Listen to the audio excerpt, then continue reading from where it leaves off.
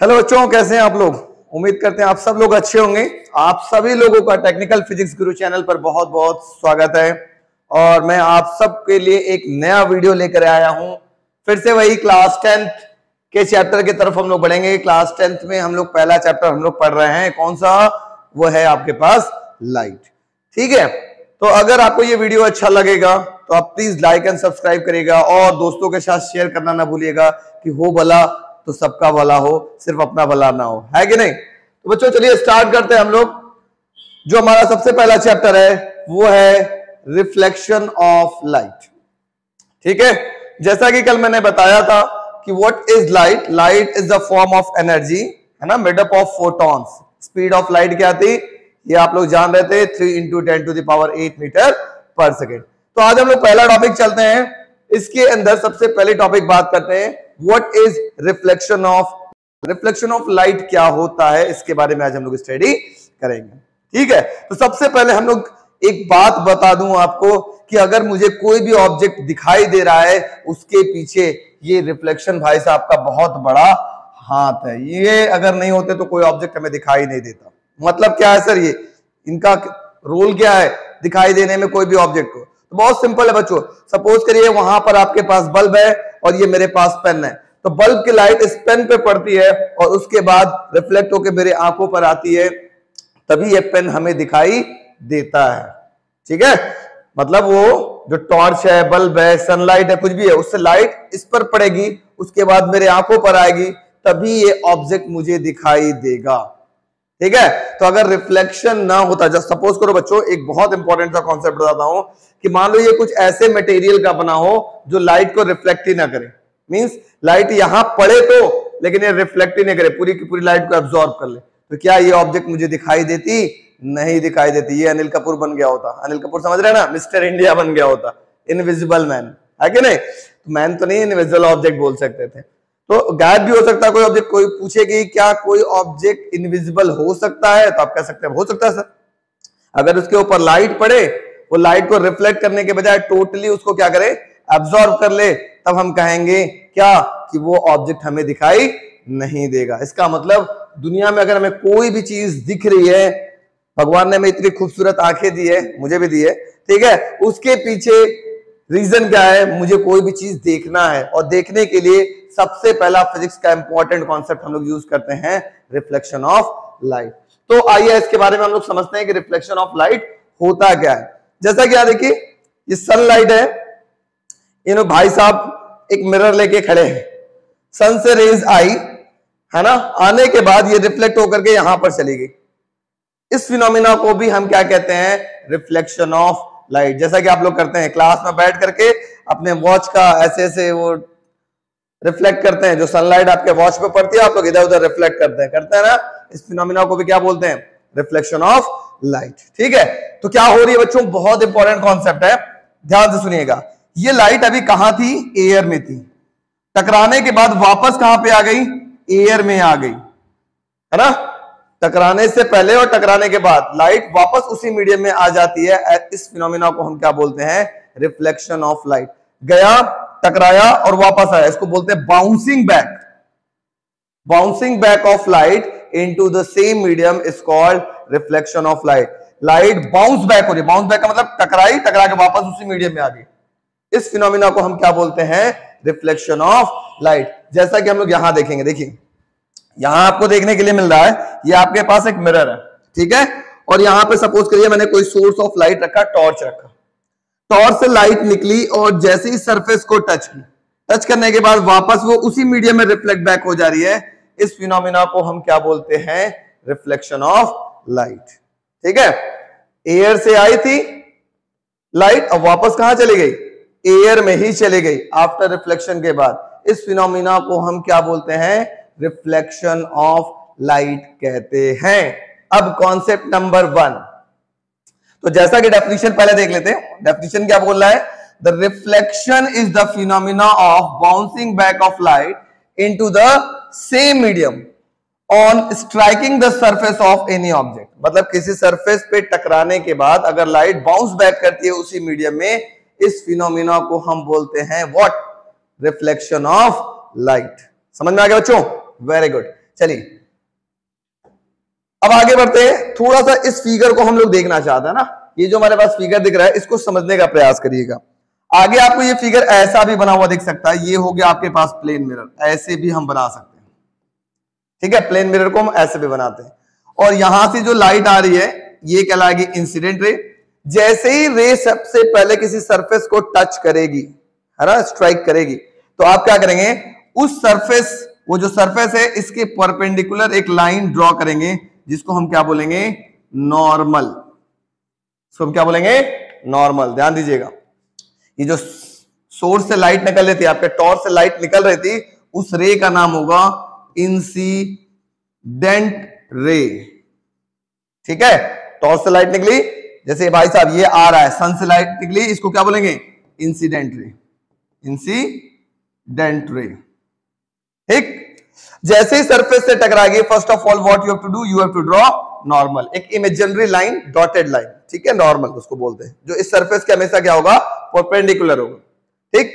Light आई, टकराई, टकराने के बाद वापस उसी मीडियम में चली जाएगी, तो ये रिफ्लेक्ट हो रही है, इस वजह से इस रे का नाम क्या होगा, रिफ्लेक्टेड रे, रिफ्लेक्टेड रे। जैसे कि यहां पर ये लाइट आई, टकराई, टकराने के बाद ये यहां चली गई, इसको बोलेंगे क्या, रिफ्लेक्टेड रे,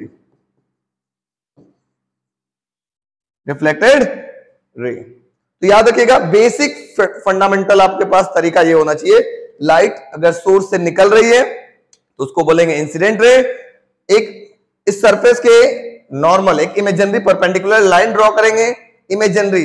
अब याद रखना है, इसमें जब भी हम लोग लाइट पढ़ते हैं इसमें दो तरीके का लाइन यूज करेंगे, एक सॉलिड लाइन, जो सॉलिड रे जिसको हम बोलेंगे, जिसको, जो कि रे किसको रिप्रेजेंट करेगा, रियल, रियल ऑब्जेक्ट, रियल हो रहा हो तब सॉलिड से रिप्रेजेंट करते हैं। अगर वो डॉटेड ऐसे है, ऐसे डॉटेड है, इसका मतलब वो इमेजिनरी पार्ट है, जिसके सिर्फ हम सिर्फ कल्पना करते हैं कि ऐसा हो सकता है।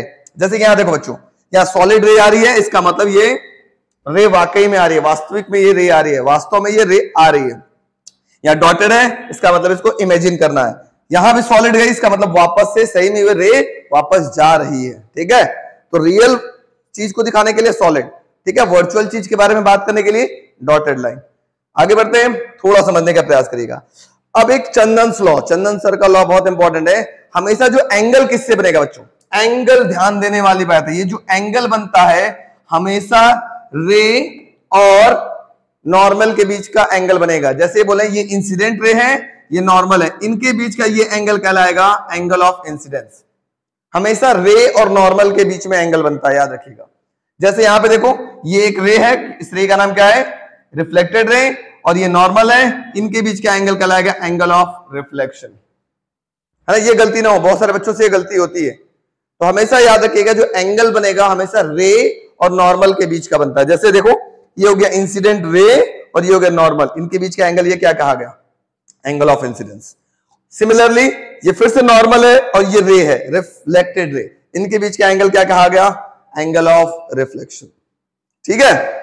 तो इंसिडेंट रे क्या है, इंसिडेंट रे जो सोर्स से लाइट निकल रही है उसको बोला जाता है इंसिडेंट रे। मिरर पे टकराने के बाद जो लाइट वापस उसी मीडियम में जा रही है उसको हम लोग बोलते हैं रिफ्लेक्टेड रे। और एक इमेजिनरी लाइन इस सरफेस के परपेंडिकुलर ड्रॉ करते हैं, उसको हम लोग क्या बोलते हैं, नॉर्मल। अब कोई पूछेगा what is angle of incidence, तो आप बता दोगे बच्चों हमेशा एंगल बनता है रे और नॉर्मल के बीच का। जैसे इंसिडेंट रे का अगर पूछे क्या होता है तो आप बोलेंगे it is the angle between incident ray and normal. Incident ray और नॉर्मल के बीच का जो एंगल होगा that is called angle of incidence. इसको क्या बोलेंगे, आई को हम लोग बोलेंगे एंगल ऑफ इंसिडेंस, इसको बोलेंगे एंगल ऑफ इंसिडेंस। उसी प्रकार what is angle of reflection, it is the angle between normal and reflected ray, तो इसको क्या बोलेंगे, angle of reflection, angle of reflection. बात समझ में आ गई, यस नो, समझ में आ गया, वेरी गुड। तो क्या हुआ, angle of incidence, angle of incidence क्या होगा, angle between incident ray and normal. What is angle of reflection, angle between reflected ray and normal, ठीक है, क्लियर हुआ। तो ये बेसिक फिगर है जो आपको याद रहना चाहिए इस चैप्टर में, ठीक है। आगे बढ़ते हैं। देखो अब मैं बात करता हूं types of reflection of light. कितने टाइप्स के रिफ्लेक्शन ऑफ लाइट होते हैं, शायद मैंने कल भी बताया था, फिर बता रहा हूं। ये रिफ्लेक्शन दो टाइप्स के होते हैं, पहला रेगुलर रिफ्लेक्शन एंड दूसरा डिफ्यूज रिफ्लेक्शन भी बोलते हैं या इररेगुलर रिफ्लेक्शन भी इसको बोलते हैं, ठीक है। तो व्हाट इज रेगुलर रिफ्लेक्शन? अगर कोई रिफ्लेक्शन, देखो ध्यान से बच्चों, अगर कोई रिफ्लेक्शन किसी स्मूथ सरफेस से हो रहा हो, तो कोई स्मूथ सरफेस है, लाइन पैरेलल आ रही है, रे पैरेलल आ रही है और आफ्टर रिफ्लेक्शन ये पैरेलल चली जा रही है, तो इस टाइप के रिफ्लेक्शन को हम क्या बोलते हैं? Regular reflection. If the reflection of light takes place from the smooth surface, अगर रिफ्लेक्शन स्मूथ सरफेस से होता है, then this type of reflection is known as regular reflection. और अगर वही रिफ्लेक्शन किसी रफ सरफेस से होता है, if the reflection takes place from the rough surface, rough surface से कोई रिफ्लेक्शन हो रहा है, इस टाइप के रिफ्लेक्शन को हम क्या बोलते हैं? इररेगुलर रिफ्लेक्शन या डिफ्यूज रिफ्लेक्शन। थोड़ा सा मैंने इसको अंडरलाइन करने के लिए मैंने यहां आपको दिखाया है ये वर्ड। अगर रिफ्लेक्शन स्मूथ सरफेस से हो रहा हो तो वो कहलाएगा रेगुलर रिफ्लेक्शन, और अगर रिफ्लेक्शन किसी रफ सरफेस से हो रहा हो तो उसको इररेगुलर या डिफ्यूज रिफ्लेक्शन कहते हैं, ठीक है। क्योंकि लाइट का रिफ्लेक्शन हो रहा है तो इसको बोलेंगे रेगुलर रिफ्लेक्शन ऑफ लाइट, और इसको बोलेंगे डिफ्यूज रिफ्लेक्शन ऑफ लाइट और इररेगुलर रिफ्लेक्शन ऑफ लाइट। समझ में आ रहा है? चलिए, वेरी गुड। जो भी आपको पीडीएफ वगैरह चाहिए मैं आपको डिस्क्रिप्शन में लिंक दे दूंगा, आप वहां से पीडीएफ डाउनलोड कर सकते हैं। चलिए आगे बढ़ते हैं, थोड़ा सा ध्यान देते हैं। ये आगे आपके पास types of reflection of light. चलिए आगे हम लोग बढ़ते हैं। तो नेक्स्ट है laws of reflection of light. ये बहुत इंपॉर्टेंट है, ये एग्जाम में आपके पास पूछा जाता है। Laws of reflection of light. Laws of reflection of light जानने से पहले मैं आपको थोड़ी सी एक बात बताना चाहूंगा, बहुत जरूरी बात, ध्यान से सुनिएगा। Very very important, very very very very important. पहला लॉ क्या बोलता है? फिगर तो क्लियर है, ये आपके पास एक मिरर था, ठीक है, मिरर। अगर बच्चों ये एक्स एक्सिस है और ये वाई एक्सिस है, सपोज करो, अगर मान लो ये वाई है और ये एक्स है, किसी को कुछ भी मान लो आप, ठीक है। अगर ये वाई है और ये एक्स है, तो इस पूरे प्लेन को हम क्या बोलेंगे? इसको हम लोग बोलते हैं x Y plane, x Y plane कहेंगे। What is X Y plane? अगर कोई एक्स एक्सिस हो और वाई एक्सिस हो, दोनों मिलाकर के एक प्लेन बनाता है, उसको हम लोग क्या बोलते हैं? X Y plane. समझ में आ रहा है? बैठ जाइए, बैठ जाइए, बैठ जाइए, वेरी गुड। इसको क्या बोलेंगे? X Y plane. यहां आके बैठ जाइए, यहां आके बैठ जाइए, एक्स वाई प्लेन, ठीक है बच्चों। सो आगे बढ़ते हैं। अब क्या होता है थोड़ा समझने का प्रयास करते हैं। तो बच्चों देखो, सबसे पहला लॉ क्या कहता है? पहला लॉ कहता है इंसिडेंट रे, ये देखो ये हो गया इंसिडेंट रे, दूसरा नॉर्मल, ये हो गया नॉर्मल, एंड तीसरा रिफ्लेक्टेड रे, ये हो गया रिफ्लेक्टेड रे। ये तीनों कहां मिल रहे हैं बच्चों? ये तीनों जिस पॉइंट पर मिल रहे हैं उसका प्लेन का नाम क्या है? ये देखो, ये एक्स है, ये वाई है, तीनों का प्लेन कैसा है? सेम प्लेन है कि नहीं? एक्स वाई प्लेन है कि नहीं? है ना? तो बहुत सिंपल सा हो गया। इसका मतलब जहां तीनों मिल रहे हैं वो क्या है? सेम प्लेन में है। एक्स भी देखो, इंसिडेंट रे भी कहां मिल रहा है? एक्स वाई प्लेन में, नॉर्मल भी एक्स वाई प्लेन में, रिफ्लेक्टेड रे भी एक्स वाई प्लेन में। मतलब जहां तीनों मिल रहे हैं उनका प्लेन क्या है? सेम है। तो पहला लॉ बहुत आसानी से आपको समझ में आ गया। क्या हुआ? द इंसिडेंट रे, देखो ध्यान से, the incident ray, reflected ray and normal, तीनों जहां पर मिल रहे हैं eight a point of incidence, ये वर्ड बहुत इंपॉर्टेंट है, eight a point of incidence, जहां पे तीनों मिल रहे हैं। देखो फिर से, incident ray, reflected ray and normal, और ये बहुत इंपॉर्टेंट पॉइंट है। Eight a point of incidence का मतलब ये है जहां पे तीनों मिल रहे हैं, वो क्या है? All lie in the same plane, सभी का प्लेन क्या है? सेम है। चाहे आप एक्स वाई प्लेन बोलो, चाहे वाई जेड प्लेन बोलो, चाहे जेड एक्स प्लेन बोलो, कुछ भी बोल सकते हो, ठीक है। मतलब सिंपली हम प्लेन का कोई नाम नहीं लिखेंगे, बस ये लिखेंगे all lie in the same plane, x y नहीं बोलेंगे, ठीक है। क्योंकि हो सकता है वो एक्स वाई भी प्लेन हो सकता है। अगर हम इसको वाई मान लें इसको हम z मान लें तो इसको हम zx प्लेन भी बोल सकते हैं, सॉरी zy प्लेन भी बोल सकते हैं। अगर इसको हम x मान लें, इसको z मान लें तो इसको हम xz प्लेन भी बोल सकते हैं, है ना। प्लेन कुछ भी होगा, तो प्लेन का नाम नहीं लेंगे, बस बोलेंगे भाई ये incident ray, normal and reflected ray जहां पर मिल रहे हैं, ये तीनों किस प्लेन में मिल रहे हैं, सभी के सभी जिस पॉइंट पे मिल रहे हैं वो उसका प्लेन क्या है, सेम है। ठीक है, याद हो गया। तो पहला लॉ तो बहुत इजी था, incident ray, normal, reflected ray at a point of incidence. At a point of incidence का मतलब जहां तीनों मिल रहे हैं, all lie in the same plane. ठीक, आते हैं दूसरे लॉ की तरफ। दूसरा लॉ तो सबसे हलवा है ना, वो गाजर का हलवा उठाया खा लिया। क्या है दूसरा लॉ?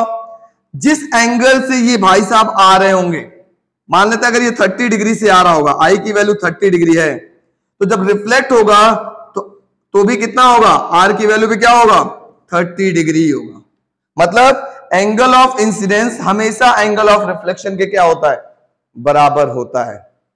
ठीक है, तो लॉ क्या बोला, second law, where is angle of incidence is always equal to angle of reflection.